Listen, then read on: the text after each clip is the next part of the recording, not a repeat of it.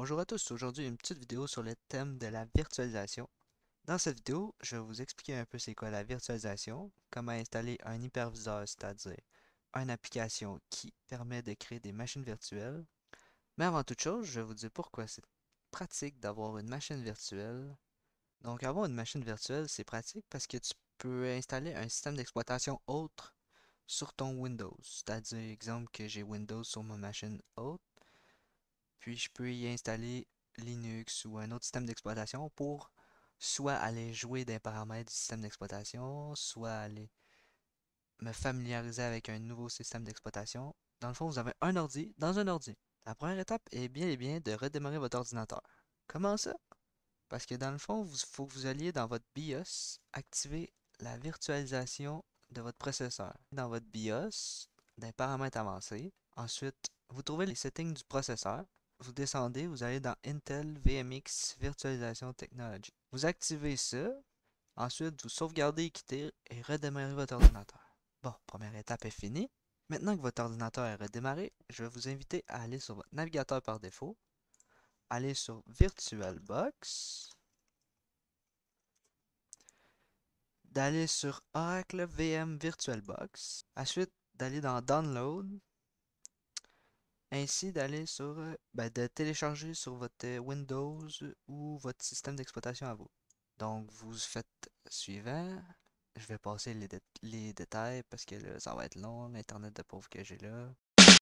Maintenant que le téléchargement du .exe est fini, vous cliquez dessus, suivant, vous faites l'installation de base. Pour ma part, moi je décoche ces deux trucs-là parce que je trouve que ça sert à rien. Suivant, oui, installer. Donc, maintenant que l'installation est finie, je vais vous montrer comment créer votre nouvelle machine virtuelle.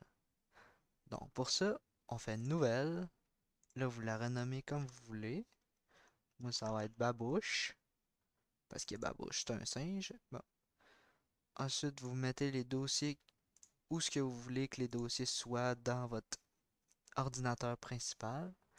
Vous mettez le Windows ou si, exemple, vous avez Linux ou n'importe quel autre système d'exploitation. Moi, je vais mettre Windows 10 64 bits. Suivant. Ensuite, on arrive aux créations d'une machine virtuelle. Donc, vous allez créer les composantes de votre machine virtuelle. Comment ça marche? C'est que votre ordinateur principal a une limitation de composantes. C'est-à-dire, moi, j'ai 16 GB de RAM. Donc, sur les 16 GB de RAM, votre machine virtuelle va en prendre 2 ou le nombre que vous l'attribuez. Exemple, j'en mets 4. Ben là, elle va en prendre 4. Et c'est ça. Mais moi, je vous conseille de le laisser dans le vert, comme ça, vous n'allez pas laguer et ça va pas affecter vos performances avec votre machine haute. Suivant. Maintenant, ça va créer un disque dur virtuel. Si vous n'avez pas déjà un, je vous le conseille de le laisser par défaut. Créer. Ici, je vous conseille de le laisser par défaut. Ici aussi. Ensuite, là, ça va être la taille du disque dur virtuel. Pour ma part, moi, je vais le mettre à 30 GB parce que je veux pas trop exagérer sur le disque dur. De toute façon, je ne mettrai pas des films et des jeux là-dessus, fait que c'est parfait. Créer. Maintenant, votre machine virtuelle est créée. Maintenant, si vous voulez aller dans les configurations de votre machine, vous faites clic droit, configuration, et ici vous avez plein d'options avancées. Donc vous pouvez, exemple, rajouter des cœurs de votre processeur sur la nouvelle machine. Moi, je vous conseille de le monter un peu parce que sinon vous allez ramer puis bugger.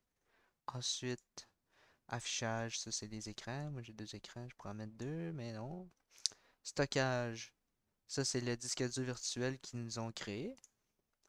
Et ça, c'est un lecteur CD virtuel qui est connecté à votre machine virtuelle. Avec ce lecteur CD, c'est fait pour installer votre Windows ou votre système d'exploitation.